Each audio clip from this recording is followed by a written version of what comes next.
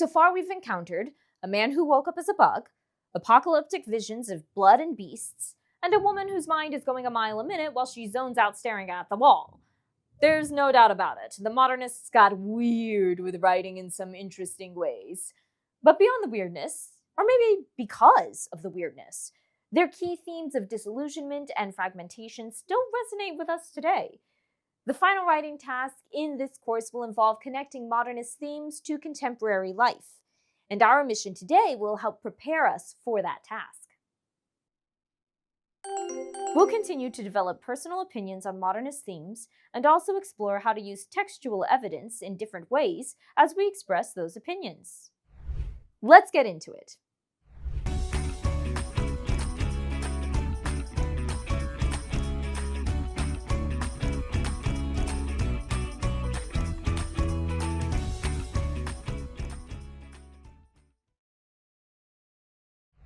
In the final unit writing task, which will begin in the next lesson, by the way, you'll respond to a synthesized prompt that combines analysis, comparison, and argument.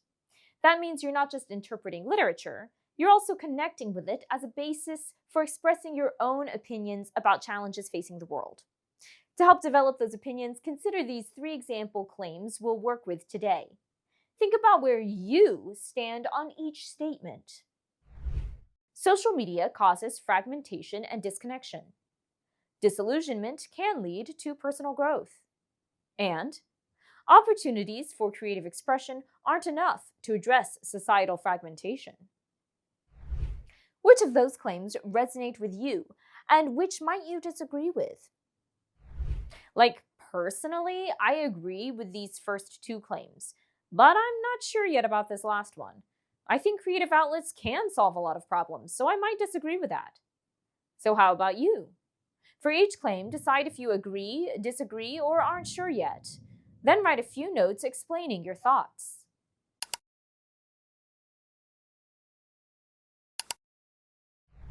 Okay, so we've considered where we stand on each claim. Now we'll use them as examples to practice building 3 different types of arguments. If we're starting with claims, what do we need to add? That's right, evidence and reasoning. Now I know you've practiced CER responses like a billion times, but no matter how you decide to organize your final essay or what you choose to focus on, your writing's going to follow that basic pattern. And today we'll level up the way we use evidence. There are a couple of articles you'll read later in the lesson activities. For now, I'll pull useful excerpts from them. We'll use evidence differently for each claim. To support the first, deepen the second, and rebut an opposing idea in the third. We're already familiar with using evidence to support a claim, so we'll review that as a warm-up. The goal is to prove the claim is correct, so we focus on finding evidence that directly shows it's true. That probably sounds pretty familiar. So go ahead and try this warm-up on your own.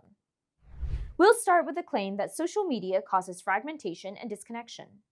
And I found this excerpt that we can pull from. Create a CER response. As you read the excerpt, identify evidence in the excerpt that supports the claim. Quote or paraphrase it. Then write your reasoning to explain how the evidence proves the claim in 1 or 2 sentences.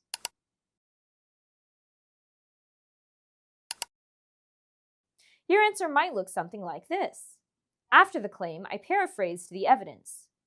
When teens have been surveyed about their social media use, many report feelings of stress, exhaustion, or alienation from real-world friendships and communities. And we know that when we consider the reader, we explain things in detail, so I wrote, those responses clearly show that for young people, using social media results in fragmentation, isolation, and growing distance. Again, that's a skill you've practiced before. But as you keep growing as a writer, you can use evidence in different ways. For example, what if instead of just supporting our claim, we used evidence to deepen it? And that's the technique we're going to try as we start working with the second claim. Deepen means we add detail, nuances, or consequences to the claim. So we'll look for evidence that adds complexity or outcomes, building on the claim. Here's an example that shows that technique in action with the second claim. Disillusionment can lead to personal growth. As you listen, think. How does the evidence deepen the claim? Disillusionment can lead to personal growth.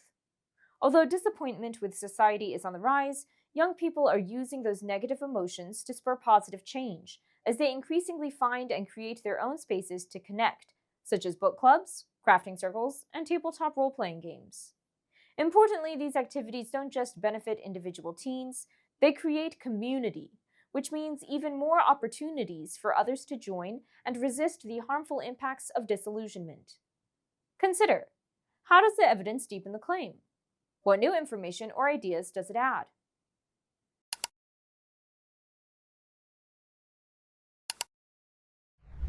I started with a broad claim that disillusionment leads to personal growth. Then I used specific examples to deepen my claim with outcomes. Disillusionment leads to personal growth, and that creates ongoing community development. When we use evidence to deepen our claims, we develop more nuanced, significant ideas. Instead of just proving your claim is correct, think about building on it to make a more complex point. Okay, now we'll use the third claim to explore a different move. This one is especially effective when you're challenging popular ideas. Using evidence for a rebuttal means you respond to an opposing idea. So you look for evidence that contradicts or goes against your own claim. Remember using the elements of argument in Unit 3? A rebuttal is like addressing other perspectives. Let's go back to this third claim to try it out. Opportunities for creative expression aren't enough to address societal fragmentation. But the article I'm using as a source takes the opposite stance. It gives examples of a creative writing program for teens and suggests that will fix their sense of disconnection. Now, the Creative Writing Club does sound like a great program. It's personal, it's expressive, and it gives young people a chance to be heard. But is that enough to overcome big societal problems? Let's brainstorm how to rebut or argue against this. Well, a program like this might only reach a small group of teens, and it doesn't really fix the bigger causes of fragmentation like poverty, inequality, or mistrust in systems. Okay, I think we've got what we need to rebut that evidence and prove the claim. After the claim, I'll summarize the evidence that opposes me. There are some initiatives to create these opportunities, especially for young people. For example, Teens in Print is a program that supports high schoolers in writing and publishing their own creative work, offering them a chance to express their personal challenges and build connections. Help me finish this by adding reasoning. Write 2 to 3 sentences challenging that evidence. You can use your own ideas or the ideas found in your guided notes.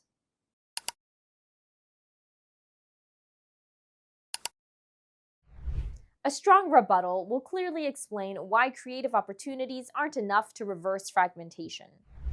For example, while programs like Teens in Print provide valuable outlets for self-expression, they don't address the deeper systems that cause fragmentation in the first place, like inequality, disconnection from institutions, or lack of community infrastructure. In order to truly address fragmentation, we need broader social solutions, not just personal ones. I wasn't sure I agreed with that claim at first, but now that I've thought it through, it feels reasonable.